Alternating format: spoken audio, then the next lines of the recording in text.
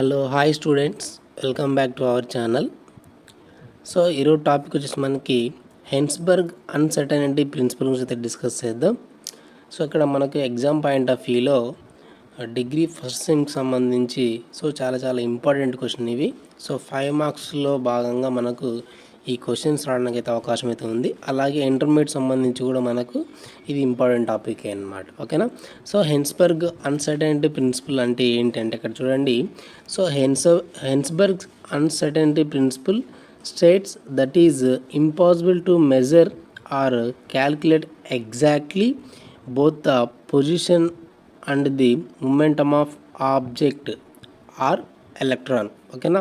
So ఇక్కడ Heisenberg uncertainty principle అంటే ఏంటి అంటే, సో ఇప్పుడు మనము ఒక ఆబ్జెక్ట్ లేదా ఒక ఎలక్ట్రాన్ యొక్క ఎగ్జాక్ట్ పొజిషన్ని అలాగే ఎగ్జాక్ట్ మొమెంటమ్ని మనము క్యాల్కులేట్ చేయలేమన్నమాట. ఓకేనా. సో అది మనకు హెన్స్బర్గ్ అన్సర్టనిటీ ప్రిన్సిపల్. అర్థమవుతుందా? సో హెన్స్బర్గ్ అన్సర్టనిటీ ప్రిన్సిపల్ అంటే ఏంటి అంటే, so it is impossible to measure or calculate exactly position and the momentum of an object. Okay.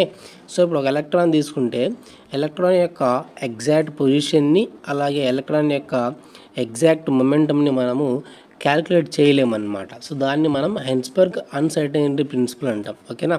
So మరి ఇక్కడ ఎందుకు క్యాల్కులేట్ చేయలేము అని ఒకసారి అబ్జర్వ్ చేసినట్లయితే ఇక్కడ మనకు so according to Bohr's theory, so ఇప్పుడు మనం ఒక ఆటమ్ అబ్జర్వ్ చేస్తే సో న్యూక్లియస్ ఉంటుంది, దాని చుట్టూ ఆర్బిటల్స్ అనేవి మనకి ఉంటాయి కదా.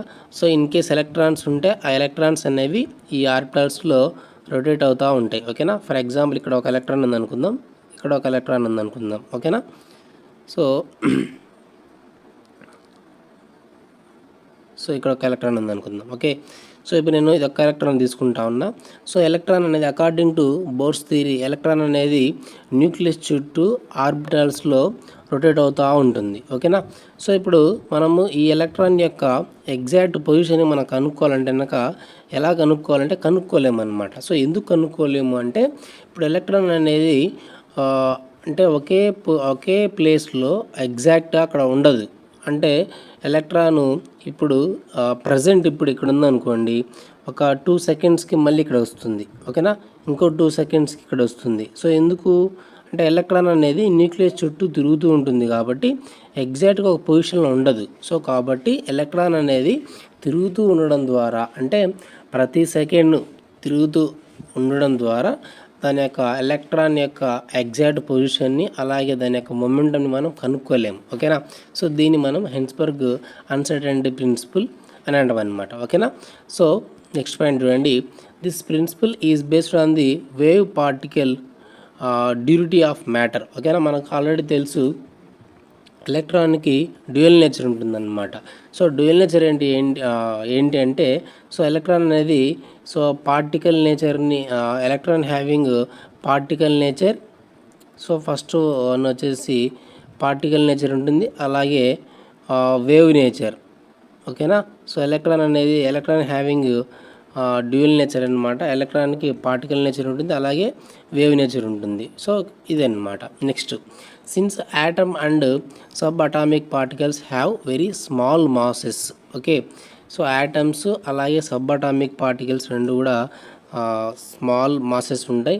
So any increase the accuracy of their position will be accompanied by an increase in the uncertainty associated with their velocities. ఓకేనా.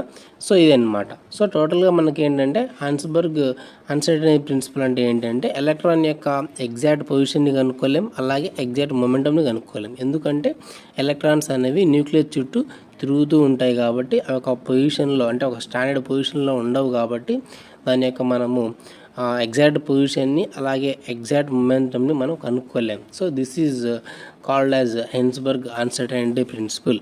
ఓకే.